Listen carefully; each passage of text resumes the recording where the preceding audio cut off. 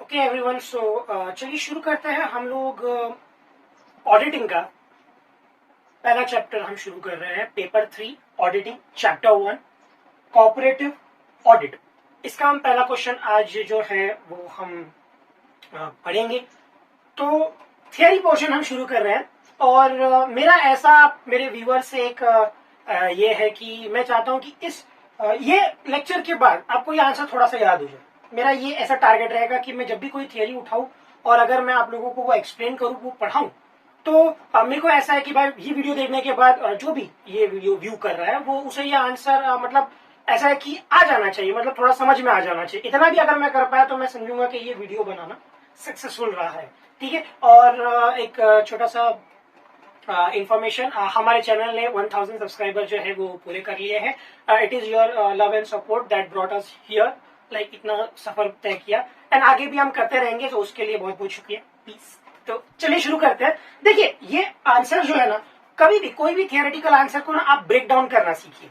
मैंने आपके लिए यहाँ पे इस आंसर का ना एक तरीके का ब्लूप्रिंट बनाया हुआ है। जब कोई भी आप आंसर पढ़ो, फॉर एग्जांपल ये आंसर कि भाई define auditing and explain its nature and feature, ये पहला ही आंसर है अपने ऑडिटिंग का चैप्टर 1 का पहला ही क्वेश्चन है। तो अगर मुझे एज अ फ्रेशर मुझे इसको याद करना है तो मैं कैसे याद करता था, मैं अपना बताता हूँ। पहले ना मैं ये याद करता था कि भाई आंसर के अंदर क्या क्या है। तो मैं आंसर के अंदर एक डिफाइन है, फिर आंसर के अंदर एक डेफिनेशन दिया हुआ है, फिर आंसर के अंदर इस आंसर की मैं व्यू से बता रहा हूँ।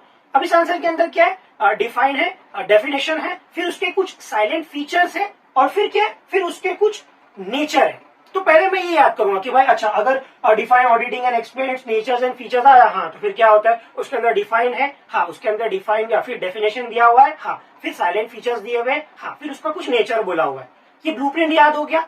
स्टेप टू में क्या होना चाहिए, हाँ भाई, डिफाइन है, हाँ, डेफिनेशन है, हाँ, साइलेंट फीचर्स में अब क्या क्या है, तो साइलेंट फीचर में 4 पॉइंट है। तो अब इसको याद कीजिए, क्या होगा साइलेंट फीचर में, क्या है भाई, सिस्टमैटिक एग्जामिनेशन है, ट्रू एंड करेक्ट व्यू है, रिलायबिलिटी एंड ऑथेंटिसिटी है, अकाउंटिंग रिकॉर्ड्स है और नेचर ऑफ अकाउंट्स है। ठीक है। और थोड़ा बढ़ते देखो, धीरे धीरे नॉलेज बढ़ाओ और हद से गुजर जाओ। ये मैंने मेरे टीचर से सीखा है, मैं आपको बता रहा हूं कि धीरे धीरे स्टेप बाय स्टेप। फिर नेक्स्ट स्टेप में क्या होगा, अच्छा ये क्वेश्चन आता है, फिर से आपने आंख बंद कर लिया, हाँ बाय डेफिनेशन है, हाँ, फिर मैं उसको डिफाइन किया है, हाँ, फिर उसके कुछ साइलेंट फीचर्स है, साइलेंट फीचर्स आप 4 पढ़ेंगे, फिर उसके कुछ नेचर है और वो जो नेचर के पॉइंट्स है वो आप पढ़ेंगे। तो ऐसा आप पहले ब्लूप्रिंट याद करेंगे। तो एंड में कैसा होगा भाई, किसी ने पूछा डिफाइन ऑडिटिंग एंड एक्सप्लेन, तो आपके दिल में एक स्टोरी आनी चाहिए। भाई डेफिनेशन है, डिफाइन है, हाँ, डेफिनेशन है, हाँ, साइलेंट फीचर्स है, हाँ, उसमें कितने 4 है, और उसके कुछ नेचर है, हाँ, उसके कितने हैं 4 है। एक बार आपको ब्लूप्रिंट याद हो गया, फिर उसके अंदर का कंटेंट आपको ब्रेक करना है। ठीक है। तो उस जो उसको ब्रेक करेंगे वो आइए मैं आपको यहाँ पे एक्सप्लेन करता हूँ। होप आपको ये मेथड पसंद आए और आप इसको अडॉप्ट करें। कमेंट सेक्शन में आप मुझे बता सकते हैं कि आपने ट्राई किया, समझा, नहीं समझा, जो भी है, everything will be appreciated, every feedback will be appreciated. ठीक है। तो शुरू करते हैं। Define auditing and explain its nature and feature. इस क्वेश्चन के हिसाब से पहले तो आपको देखो, डिफाइन ऑडिटिंग एक चीज उसने मांगा, फिर वो क्या बोलता है भाई, तो एक्सप्लेन कर, क्या कर, उसके नेचर्स और उसके फीचर्स। ठीक है। क्वेश्चन के अंदर देखो मांगा बहुत कुछ है। पहले बोलता है ऑडिटिंग को डिफाइन कर, ठीक है, फिर बोलता है तो एक्सप्लेन कर, क्या एक्सप्लेन कर भाई, उसका नेचर और उसका फीचर। तो भाई everyone, we are paper 3 auditing chapter number 1 cooperative audit and its the first question we are taking up, that is define auditing and explain its nature and features. ठीक है। तो चलिए शुरू करते हैं। पहले उसने बोला डिफाइन ऑडिटिंग, तो चलिए कंटेक्स्ट के हिसाब से हम शुरू करते हैं। Auditing is concerned with the verification of accounting and financial records with a view to determining their accuracy and reliability. देखो, ऑडिटिंग जो है ना, कंसर्न बोले तो मेरे को किस चीज की मैं परवाह करता हूँ, किस चीज को लेकर मैं थोड़ा कॉशियस हूँ। तो ऑडिटिंग किस चीज की परवाह करता है, वो वेरिफिकेशन की परवाह करता है। क्यों? क्योंकि किस चीज का वेरिफिकेशन, तो भाई अकाउंटिंग का और अकाउंटिंग रिकॉर्ड्स का। भाई अकाउंटिंग रिकॉर्ड और किस तरीके से अकाउंटिंग की गई है, ऑडिटिंग उस चीज का ख्याल रखता है कि भाई वो वेरीफाई करे, क्या वेरीफाई करे कि कैसी अकाउंटिंग हुई है और किस तरीके के बोलते हैं ना अकाउंटिंग उसमें पुट किया गया है, with a view to determine their accuracy and reliability. क्यों ये उसका वेरिफिकेशन करता है, ताकि वो पता लगा सके कि वो कितना सटीक है, क्या सटीक है, अकाउंट्स कितना सटीक है और उस अकाउंट्स पे हम कितना विश्वास कर सकते हैं। रिलायबिलिटी मतलब कितना भरोसा कर सकते हैं। आगे बढ़ते हैं। Auditing is the verification of accuracy and correctness of the books of accounts that we study in the earlier lines कि भाई वो ये चीज पे ध्यान देता है कि भाई अकाउंट्स जो है वो सटीक हो, करेक्ट हो, उसके ऊपर भरोसा किया जा सकता है by person qualified for the job. अरे अगर किसी को नहीं बैठा सकते, आप उसी बंदे को बैठाओ जिसको ऑडिटिंग का परफेक्ट आइडिया हो, उसे आती हो और दैट इज सर्टिफाइड हो and not in any way connected with the preparation of such accounts. देखो यहाँ पे दो इन्फॉर्मेशन दिया, एक तो आप जो है ऑडिटिंग जो है वो इस चीज का ध्यान रखती है, वो वेरीफाई करती है ताकि भाई एक्यूरेट रिजल्ट्स आए, और ऑडिटिंग ऐसे बंदे से होना चाहिए जिसको ऑडिटिंग आती हो, और वो बंदा अकाउंट्स प्रिपेयर नहीं करना चाहिए। मैंने ही बनाया, मैंने ही चेक किया तो सभी राइट होने वाला है ना, ऐसा नहीं होना चाहिए। किसी ने बनाया वो अलग होगा और जो ऑडिट करेगा वो अलग हुआ, तो that is the case that in that case जो बंदा ऑडिट कर रहा है वो अकाउंट्स नहीं बनाएगा। ठीक है, आगे बढ़ते हैं। Auditing is an intelligent and crucial scrutiny of the books of account. देखो ये थोड़ी चालाकी से, और स्क्रूटिनी बोले तो कोई भी चीज की जांच पड़ता, कोई भी चीज को चेक करना, of the books of accounts of a business with the documents and voucher from which they has been return. Documents and voucher, कुछ बेचा, कुछ खरीदा, कुछ चीजें उधारी पे, कुछ चीजें उधारी पे ली, कुछ चीजें उधारी पे ली, जितने भी ट्रांजैक्शन है। अब मुंह बोली जबान तो हुआ नहीं होगा, मैं जबान देता हूँ, नहीं ऐसा कुछ नहीं होता। आज के टाइम पे everything is on return paper, तो वो सारे पेपर को हम जमा करेंगे या हम उन सारे पेपर को कंसिडर करेंगे और उनके बेसिस पे हम जो ऑडिटिंग कंडक्ट करने वाले हैं कोशिश करेंगे कि वो ट्रू एंड फेयर हो। ICAI, institute of chartered accountants of India, क्या बोलता है ऑडिटिंग को? एक सिस्टमैटिक और इंडिपेंडेंट एग्जामिनेशन है। भाई वो एक सिस्टमैटिक है, उसका एक तरीका है, ऐसा ही किधर से भी तुम शुरू नहीं कर सकते। वी हैव अ प्रोसीजर, और वो एक इंडिपेंडेंट एग्जामिनेशन है। आपके ऊपर कोई दबाव नहीं डाला कि इधर ही चेक कर, ये मत चेक कर, वो मत चेक कर, इतना ही चेक कर, नहीं, इंडिपेंडेंट है। एग्जामिनेशन ऑफ किसका? Data, statements, records, operation and performances, financial और otherwise, of any enterprise for a stated purpose. क्या चीज का वो एग्जामिन करेगा? बाय डेटा का, रिकॉर्ड्स का, जो भी आपने ऑपरेशंस किए, लेन देन हो गया, ट्रांजैक्शन हो गया, कोई आया कोई गया, फाइनेंशियल और अदरवाइज, जिसमें मनी इन्वॉल्व है या ना हो, of an enterprise for a stated purpose. जिस पर्टिकुलर चीज के लिए उस ऑडिट को किया गया है वो उसको फुलफिल करेगा। In any auditing situation, the auditor proceeds and recognizes the proportion before him for examination, collects evidence, evaluates the same, and on the basis formulates his judgment, which is communicated through his audit report. पहले जो auditor आएगा वो तो ये देखेगा कि भाई कितना बड़ा हमको ऑडिट करना है, वो उसको पूरी तरीके से एग्जामिन करेगा। हाँ, इतना ऑडिट करना है, फला फला चीज को हमको ऑडिट करना है, फिर वो ऑडिट कंडक्ट करेगा और उसका जो भी व्यू है वो कहां पता चलेगा? उसकी ऑडिट रिपोर्ट में। ऐसा तो नहीं होगा वो ऑडिट देखेगा, हाँ ठीक है, फिर वो बोलेगा नहीं नहीं मजा नहीं आया। देखो ऐसा नहीं होता है, वो पूरा एग्जामिन करेगा और उसके बाद वो क्या करेगा? वो स्टेटमेंट प्रिपेयर करेगा, हाँ ये चीज का फला फला ऑडिट मैंने किया, हाँ ठीक है, ये सब चीजें बराबर है, हाँ इधर जो मेरे को थोड़ा गड़बड़ लग रहा है, ये चीजें बताई नहीं गई थी, यहाँ मुझे थोड़ा सा, जो भी है वो अपनी रिपोर्ट बनाएगा और वो रिपोर्ट बोर्ड मेंबर्स को आगे फॉरवर्ड करेगा। उससे क्या होगा? पता चलेगा कि बिजनेस कहाँ खड़ा है। ठीक है, ये पार्ट हमने कर लिया। ये डिफाइन ऑडिटिंग हमने पूरी तरीके से इसको डिफाइन कर लिया। ठीक है, अभी उसका एक डेफिनेशन है। डेफिनेशन के अंदर यहाँ पे इस कंटेंट के अंदर जो है 5 डेफिनेशंस दिए गए। आप कोई भी एक उठा सकते हैं, लेकिन मैं थोड़ी फेमिलियरिटी के लिए, मतलब ना थोड़ा एक स्टैंडर्ड के लिए मैं ICAI का डेफिनेशन उठा रहा हूँ। बाकी के डेफिनेशन गलत नहीं है, खराब नहीं है, सब अपनी जगह सही है, but still I will be going with ICAI। क्या बोलता है ICAI? ICAI ने पैरा 2 AAS 1 में क्या बोला है कि audit is an independent examination of financial information of an entity कि भाई ऑडिट जो है वो इंडिपेंडेंट है एग्जामिनेशन फाइनेंशियल रिकॉर्ड्स का, किसका? एंटिटी का।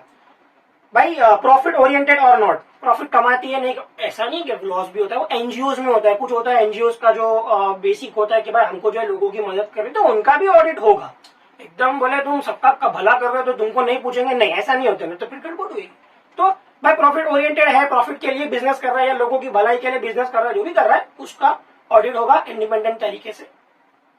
And irrespective of its size or legal form, when such an examination is conducted with a view of expressing an opinion thereof, ये नहीं देखा जाएगा कितना छोटा है कितना बड़ा है। एक बार आपको ऑडिट मिल गया, आपने पूरा एग्जामिन कर लिया, हाँ मेरे को इस चीज का ऑडिट करना है, हाँ हो सकता है, ठीक है, प्रॉफिटेबल हो नॉन प्रॉफिटेबल हो, मतलब बिजनेस है एनजीओ है जो भी है, हम उसका पूरा ऑडिट करेंगे और फिर जो भी रिपोर्ट है वो हम आपको दे देंगे।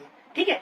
वी में define auditing as a detail and systematic examination of a financial statement. देखो अभी रिपीट हो रहा है वर्ड्स, डिफाइन के अंदर पहले ही बोला गया था कि भाई सिस्टमैटिक तरीके से करना है, भाई एकदम डिटेल व्यू में करना है। To enable the auditor to express true and fair view on the financial statement and report, कि भाई जब वो इंडिपेंडेंट तरीके से अपना ऑडिट कंडक्ट करेगा तो वो जितना उसको आप आजादी दोगे कि भाई वो हाँ ठीक है आप जाओ पूरा चेक कर लो, तो वो अपने हिसाब से जितना उसको उसका रीच होगा उसके हिसाब से ऑडिट रिपोर्ट में उतना एक्यूरेसी आएगी। ठीक है, तो यहाँ पे जो है हमने ऑडिटिंग का डेफिनेशन कर लिया, डिफाइंड डेफिनेशन कवर कर लिया। फिर वो क्या बोलता है कि भाई तू एक्सप्लेन कर, क्या एक्सप्लेन कर, भाई उसके नेचर और उसके फीचर्स। तो पहले हम साइलेंट फीचर्स पे आते हैं। Silent features of auditing. An analysis of the above definition reveals the following essentials characteristics of auditing. इतना जो हमने डिफाइन किया उसके बेसिस पे आगे हम देखेंगे उसके कुछ फीचर्स। पहला फीचर क्या बोलता है, सिस्टमैटिक एग्जामिनेशन। सिस्टमैटिक एग्जामिनेशन, जांच पड़ताल होनी चाहिए लेकिन एक तरीके से, किधर भी कुछ भी आके देखो। हाँ यूजुअली हमने देखा है लाइक वीडियोस मूवीज में देखा है, धड़क से लोग घुसते हैं उधर चेक करते हैं, ये ऐसा नहीं होता है। आओ लेटर वेटर के साथ एक प्रॉपर पेपर वर्क, बैठो एक जगह पे, आपको सब चीजें प्रोवाइड की जाएगी, एक प्रोसीजर है, अब किधर भी कुछ भी जाके नहीं कर सकते। It is a scientific and systematic examination of books of accounts and legal record of a cooperative society. यहाँ पे हर चीज का एक वे होता है, उसका एक तरीका है, उस तरीके को आपको फॉलो करना है। सेकेंड बोलता है true and correct view. True and correct view, it aims at asserting how far the present they present a true and correct view of the state of affair of a particular society। कि जो audit हो रहा है उस audit के basis पे आप कितना सटीक और कितना भरोसेमंद ऑडिट रिपोर्ट सामने वाले को दे सकते हो। तो कुछ देख के पता चलेगा हाँ भाई चलो ये हमारी सोसाइटी यहाँ पे खड़ी है, इसका इतना प्रॉफिट है, लॉस है, जो भी है उसका पूरा एक कच्चा चिट्टा बना के आप दो, वो कितना सच होगा, उस पर कितना भरोसा किया जा सकता है, ये चीज पे आप ध्यान देंगे। तीसरा बोलता है रिलायबिलिटी एंड ऑथेंटिसिटी, इस पे हम विश्वास कर सकते हैं और ये कितना सच है। इसलिए देखो जो ऑडिट करता है ना यूजुअली वो एक सर्टिफाइड बंदा होता है, और जब वो स्टैंप और साइन करता है तो उस स्टैंप और साइन का ये मतलब वो माना जाता है कि ये चीज सच है, ये चीज सही है, इस चीज पे आप विश्वास कर सकते हैं। जैसा एक सीए ऑडिटेड का साइन मारता है और स्टैंप मार के साइन करता है तो पूरा इंडिया बोलता है yes, the whole of the country believes that the statement are true and fair। क्यों? एक सीए ने उसको साइन किया। यहाँ पे भी अगर एक पैनल ऑडिटर, जीडीसीए पास किया हुआ पैनल ऑडिटर जो सर्टिफाइड ऑडिटर है, वो एक सोसाइटी को अगर स्टैंप और साइन करके देता है तो ये माना जाता है, ये पूरे स्टेट में माना जाता है कि हाँ भाई ये ट्रू एंड फेयर है। क्यों? एक सर्टिफाइड बंदे ने इसको चेक किया है। ठीक है, आगे क्या बोलता है, अकाउंटिंग रिकॉर्ड, जो भी अकाउंटिंग रिकॉर्ड्स है, auditor reports must pertain to a particular financial period under review and checking of accounts records। accounting record देखो जो भी ऑडिटर ऑडिट करने आता है तो पर्टिकुलर पीरियड को ऑडिट करता है, सब कुछ आगे पीछे ये सब नहीं। अब फॉर एग्जांपल 2016-17 के ऑडिटर आपको 2016-17 का ही चीजें सॉरी ये सब चीजों को ही आपको एग्जामिन करना है। अगर उससे रिलेटेड कुछ आगे पीछे है तो ठीक है, वरना आपको उसी साल के अंदर हर चीज को चेक करना है, ना कि शुरुआत से क्या हुआ था 1991 में, नहीं वो सब। आगे क्या बोलता है, चलिए आगे बढ़ते हैं। The process of examination and financial statement to satisfy that true and fair view is called auditing. यही जो प्रोसेस है जो आप एग्जामिन करते हैं और फिर ट्रू एंड फेयर व्यू आप अपना व्यक्त करते हैं। जो भी बंदा एग्जामिन करेगा कोई भी एंटिटी की फाइनेंशियल रिकॉर्ड ट्रांजेक्शन को, और जब फिर वो पूरा हो जाता है तो एक रिपोर्ट सबमिट करता है, that is nothing but auditing. I hope you are getting the features. ठीक है, उसके बाद नेचर। अब नेचर आ जाओ, द मेन फीचर हो गया, और नेचर ऑफ एन ऑडिटिंग में be summed up as follows. ठीक है, पहला नेचर क्या बोलता है, examination of books. An audit is an intelligent and critical examination of the books of accounts and statement drawn from them. अब देखो चीजें रिपीट होने लगती है, ये जो भी मैं पढ़ रहा हूं ना, ये अगर आपका ध्यान होगा तो ये हम लोग डिफाइन में भी कंप्लीट कर चुके हैं, बट स्टिल उसको वो लाइक बार बार एक रिपीट इस पे देता है। सब कुछ प्रॉब्लम नहीं है, बट अगर आप इस चीज को अच्छे से कैप्चर कर रहे हो तो आपको अब तक तो सब समझ में धीरे धीरे आ जाना चाहिए। नहीं भी आना तो भी ट्राई अवर बेस्ट। क्या बोलता है कि भाई इंटेलिजेंट और एक क्रिटिकल एग्जामिनेशन है बुक्स ऑफ अकाउंट्स का, स्टेटमेंट्स का, ठीक है, इंक्लूडिंग ऑपरेशंस एंड परफॉर्मेंसेस, ये हम लोगों ने डेफिनेशन में कवर किया है। वेदर फाइनेंशियल और अदरवाइज, ये भी कवर किया है। In the view of ICAI, Institute of Chartered Accountants of India, auditing is not merely restricted to accounting record but extends to areas such as managerial performances, cost records, etc. छोटी सी नई चीज आ गई, managerial records, कौन company में था, कौन society में था, कौन इतने पीरियड तक था, तो उस बंदे के होने के टाइम पे किए गए ट्रांजैक्शंस, अपॉइंट किए गए लोग, वो चीज का भी ऑडिटर ध्यान दे सकता है। हो सकता है सिंपल एग्जांपल देता हूँ, फला फला ईयर का ऑडिट हुआ, उसके अंदर अगर ऑडिटर को ये चीज में थोड़ा अजीब लगा कि भाई जो भी डायरेक्टर है, जो भी सेक्रेटरी है, ट्रेजरर है, जो भी, उसके अपॉइंट होने के टाइम पे एक बंदा अपॉइंट होता है और वो बहुत बड़े बड़े खर्चे करता है, और जब ये सेक्रेटरी चला जाता है तो बंदा भी गायब हो जाता है और फिर नया बंदा आ जाता है। तो ऑडिटर यहाँ का रखता है, उस बंदे को पूछे कि भाई एक बात बता, जब तू था तो ये बंदा इतना कैसे खर्चा कर रहा था और इसने क्या खर्चा किया, उसका मुझे रिकॉर्ड चाहिए। ही कैन आस्क दैट। वो ऐसा नहीं बोल सकता नहीं नहीं मैं तो जॉब छोड़ के चला गया, मेरा नहीं, ऐसा कुछ नहीं। He can ask that and he is bound to answer. ठीक है, आगे बढ़ते हैं।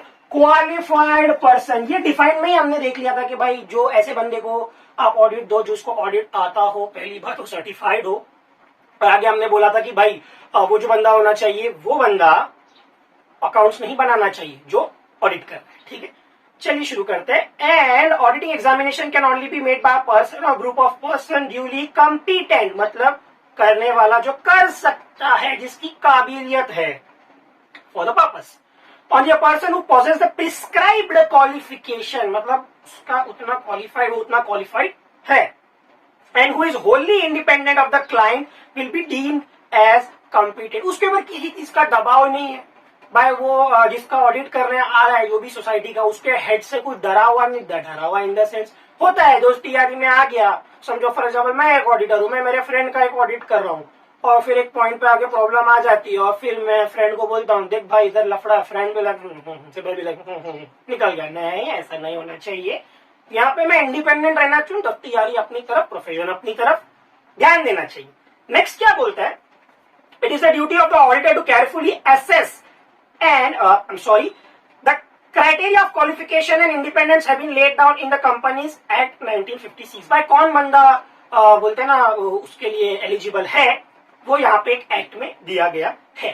इस क्वेश्चन के हिसाब से 1956 दे रहा है, बट मे बी 2013 आ चुका होगा, जो नई जो सिलेबस है उसका 2013 होगा, एक बार चेक कर ले, उधर आप एक बार करेक्शन कर ले। नेक्स्ट क्या बोलता है, प्रॉपर एविडेंस, जाहिर सी बात है बिना एविडेंस के सबूत नहीं तो आप बेगुनाह। अकाउंटिंग में भी यही होता है, if you don't have proper evidence you can not be held up for anything.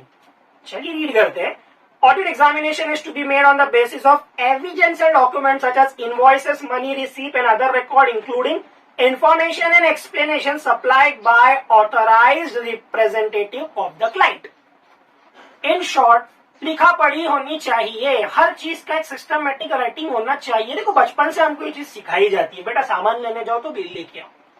क्यों, भरोसा नहीं है क्या अपने बच्चे पे? नहीं, ऐसा नहीं है। इसीलिए आपको बोला जाता है कि भाई उस चीज का एक प्रूफ रहे, इतने का बिल था, इतने का खर्चा हुआ।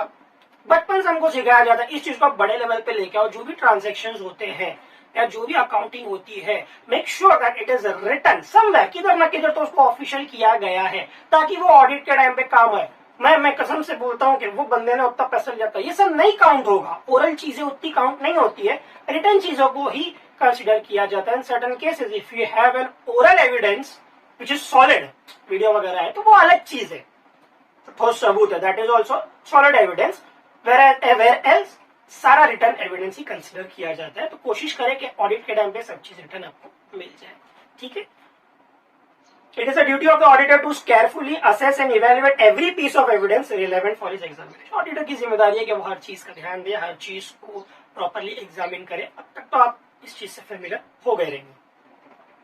नेक्स्ट क्या बोलता है, expression of opinion as to truth, मैं अपना ओपिनियन दूंगा जो सच होगा। And fairness of financial account, जो फाइनेंशियल अकाउंट्स होगा वो ब्राइट होगा, क्लियर होगा, सामने वाले को समझ में आएगा। मैं सच कहूंगा और जो अकाउंट जो है वो एकदम साफ होगा, एकदम पानी ना ट्रांसपेरेंट, एकदम सबके लिए ओपन, जो सबको समझ में आ जाए। This is the last point of this answer. हम लोग जो है फिलहाल नेचर कवर कर रहे हैं। Object of an audit examination is to enable the auditor to express his opinion as regard the true affair of the financial statement prepared by his. Company ने financial accounts पूरा ready किया, सब कुछ बना के दिया, ऑडिटर आया, उसने चेक किया। अब यहाँ पे उसको सच बताना है, इंडिपेंडेंट होके, आजाद है भाई, तेरे पे किसी चीज का प्रेशर नहीं है, तू चेक करो, तेरे को जैसा सही लगता है तो वैसी रिपोर्ट बना। फिर क्या बोलता है, to this and he must ensure, किस चीजों का वो खास ख्याल रखना चाहिए, books of accounts have been maintain, law बोलते हैं ना, कानून के हिसाब से हर चीज का एक लॉ होता है, तो बुक्स ऑफ अकाउंट मेंटेन करने का भी लॉ है जो आईसीआई देता है, उस चीज को फॉलो करना चाहिए। ऐसा आर्टिकल किधर भी बुक बना दिया, एकदम कहीं भी लिख दिया, नहीं, everything should be in systematic order. Profit and loss account, income and expenditure gives a true and fair view. Profit and loss और इनकम एंड एक्सपेंडिचर अकाउंट्स के अंदर जो सब चीजें हैं वो सच बताना चाहिए। ऐसा नहीं है कि आपके बैलेंस शीट में ना सस्पेंस लिख के आ गया, होता है बहुत सारी बैलेंस में सस्पेंस। सस्पेंस क्या है सर, ऑडिटर पूछता है तो क्लाइंट बोलता है सस्पेंस है वो। अरे ये कैसा सस्पेंस है, वो तो सस्पेंस है, नहीं ऐसा कुछ नहीं होना चाहिए, everything should be clear cut.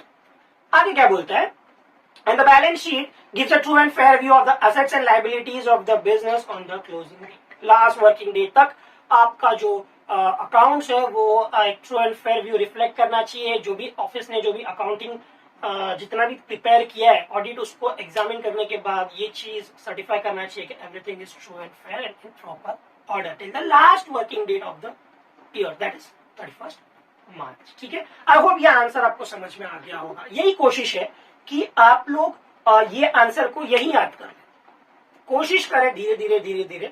20-25 minute जाएगा मेमोराइज करने के लिए। अगर आप इस मेथड को फॉलो करो तो बहुत अच्छी बात है। आपके पास कुछ दूसरा है, आप हमको लिख के भेज सकते हैं, ऐसे ऐसे करो तो ऐसा भी हो सकता है। We are open for suggestions, but this was the first question of the chapter cooperative audit. Auditing का चैप्टर है, that is paper 3 of your GDCA syllabus. Hope you are getting it. I am happy for any suggestions. You can come up, you can give me a feedback. I'm open to all. Okay. Till the next video and the next question. Thank you and have a nice day.